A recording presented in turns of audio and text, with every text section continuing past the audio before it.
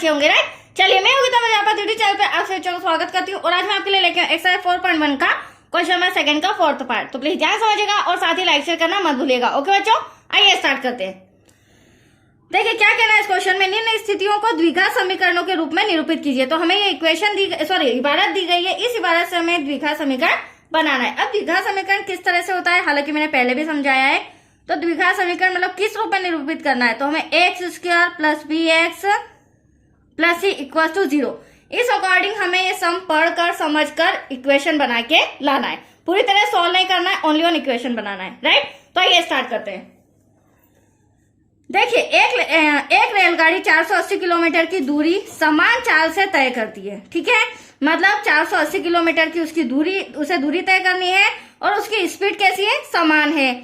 यदि इसकी चाल 8 किलोमीटर प्रति घंटा कम होती तो वह उसी दूरी को तय करने में 3 घंटे अधिक समय लेती।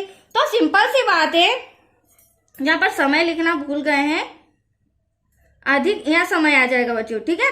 अधिक समय लेती तो सिंपल सी बात है, किसी भी गाड़ी की अगर स्पीड कम कर दी जाए तो समय तो अधिक लगेगा, टाइम तो अधिक लगेगा, राइट। अब यहाँ पर भी दो चालें हमें दे रखी है, एक समान चाल है और एक बार चाल को 8 किलोमीटर प्रति घंटा कम कर दिया गया है। और हमें क्वेश्चन में यही कहा गया है, हमें रेलगाड़ी की चाल ज्ञात करनी है। तो चलिए जो क्वेश्चन है उसी को हम मान लेंगे। माना कि रेलगाड़ी की चाल, माना कि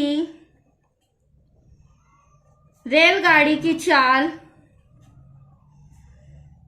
x किलोमीटर पर आवर, ठीक है। अब दूरी हमें दे रखी है, दोनों कंडीशन में दो कंडीशन होगी बच्चों, एक समान चाल की और एक चाल जब कम हो जाएगी तब। दूरी दोनों कंडीशन में 480 किलोमीटर ही है, राइट। अब चाल और दूरी से रिलेटेड सम है तो समय का फॉर्मूला यहां पर लगेगा। समय इक्वल टू क्या हो जाएगा, हम पहले से छोटी क्लासेस से ही पढ़ते आ रहे हैं, दूरी बटा चाल। और हमारा जो द्विघात समीकरण जो इक्वेशन बनेगी वो इसी फॉर्मूले के अकॉर्डिंग बनेगी। तो प्लीज ध्यान से समझिएगा, राइट। अब देखिए हमें चाल दो तरह की दी गई है, एक समान चाल है तो स्थिति फर्स्ट में क्या हो जाएगा, कंडीशन फर्स्ट,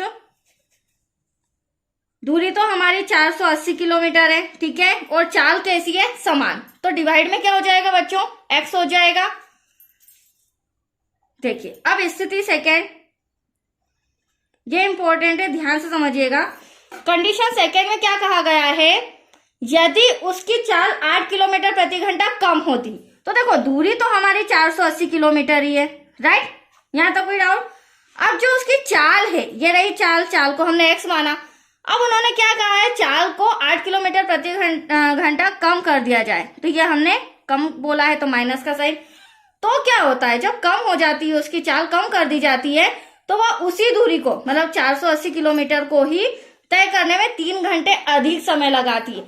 किससे, समान चाल से। समान चाल रहती है तो फटाफट पहुंचा देती है, बट समान चाल से अगर उसकी चाल में 8 किलोमीटर प्रति घंटा कम कर दिया जाए तो उसे समान चाल से 3 घंटा अधिक लगता है। कौन सी चाल से, समान चाल से। ये इंपॉर्टेंट पॉइंट था, राइट।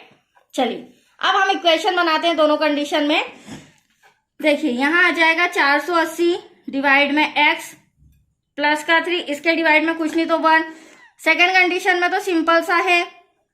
अब हम क्या करेंगे, पहले इसे सॉल्व कर लेंगे इस इक्वेशन को, राइट। तो क्रॉस मल्टीप्लीकेशन करेंगे बच्चों, यहां हो जाएगा 480, 3 का x में करेंगे तो 3x और x 1 जा x इक्वल्स टू, यहां 480 डिवाइड में x माइनस 8। अब इक्वल में है दोनों चीजें तो भले इक्वल में हो, इक्वल में भी है तो क्या करेंगे, x माइनस 8 का इस पूरे में मल्टीप्लाई और x का 480 में मल्टीप्लाई। तो आइए इधर समझते हैं इसे। देखिए x माइनस 8 और बट्टा जो है वो सॉल्व हो जाएगा, क्योंकि इक्वल में दे रखा है बच्चों, इक्वल में बट्टे की कोई वैल्यू नहीं होती है। इक्वल टू, हाँ, x का 480 में करेंगे तो 480 x आ जाएगा। अब यहाँ पर ब्रैकेट सॉल्व करते हैं, क्योंकि एटलीस्ट हमें समीकरण बनाना, इक्वेशन बनानी है। x का मल्टीप्लाई पूरे ब्रैकेट में, तो आप ध्यान से देखिएगा 480 x का इसमें तो 3x स्क्वायर प्लस का साइन आएगा क्योंकि दोनों प्लस के हैं।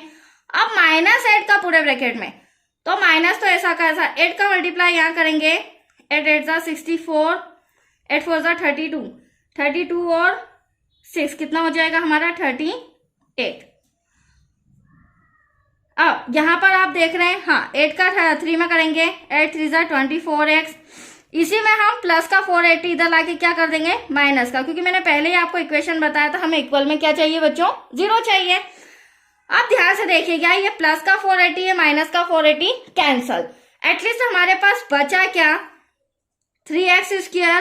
और अगर आपने इक्वेशन ध्यान से देखा हो तो सेकेंड नंबर पे बिना पावर वाला रहता है, तो प्लस का 24x आगे आ जाएगा और माइनस का जो कि अचर पद है 3840 ये इधर आ जाएगा, इक्वल में 0 ऐसा का ऐसा।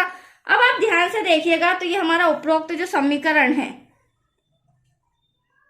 उपरोक्त समीकरण जो हमारा द्विघात समीकरण है, ध्यान से देखिएगा उससे मैच कर रहा है या नहीं। समीकरण, द्विघात समीकरण के व्यापक रूप क्या है, x² plus bx plus c equal to 0 के रूप का है। तो देखो बच्चों, फर्स्ट कंडीशन हमारी x² आ रही है, राइट, मतलब द्विघात आ रहा है, दो घात वाला। सेकेंड bx जो है 24x बिना पावर वाला, c जो है वो हमारा अचर पद आ रहा है। तो हमारा एग्जैक्टली ये द्विघात समीकरण बन रहा है। हाँ, दूसरी बात यहाँ और कहनी थी, अगर आप चाहे तो इसे और शॉर्ट कर सकते हैं, मतलब कि जो आपका 3x² है, तो ये 3 अगर मैं कॉमन ले लूं, देखिए कैसे, तो आपका इक्वेशन और शॉर्ट हो जाएगा। यहाँ से 3 कॉमन, 24 3 से कैंसिल हो जाएगा, 3 8 जा 24, 3 से कैंसिल इसे करेंगे तो 1280। अगले स्टेप में 3 इंटू का डिवाइड में आएगा तो एटलीस्ट क्या आएगा, 0 8x। हाँ, यहाँ पर जो हमारा 8x है वो माइनस का है, क्योंकि यहां मिस्टेक हुई, राइट, माइनस प्लस क्या हो जाएगा, -24, ये थोड़ा सा मिस्टेक हो गया है। तो हमारे ये दोनों चिन्ह माइनस के ही आएंगे, राइट बच्चों। देखो करते करते हो सकता है थोड़ा सा बोलने में, रिटर्न करने में मिस्टेक हो जाती है। तो यहाँ पर हमारा माइनस प्लस माइनस का साइन, माइनस यहाँ भी रहेगा, -8x के आगे भी रहेगा, यहाँ भी रहेगा, और 1280 तो आपका आ ही चुका है। That's your answer. मैंने इसे और शॉर्ट कर दिया, तो आए आपको समझ में, ये भी हमारा इक्वेशन तैयार हो गया है। तो आज के लिए इतना ही। ओके बच्चों, थैंक यू।